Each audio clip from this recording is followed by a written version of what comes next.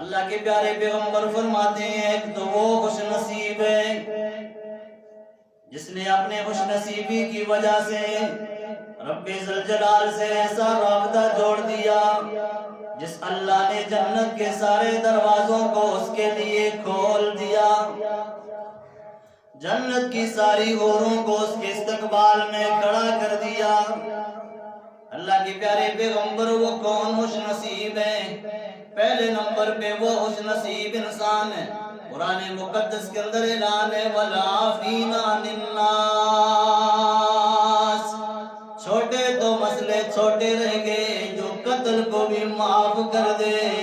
جنت اس کا استقبال کرے گی، حوریں اس کا استقبال کرے گی، جنت کے جس دروازے سے داخل ہونا چاہے اللہ کریم اس کو داخل فرمائے گا۔ قتل معاف کر دے، کیا مسئلہ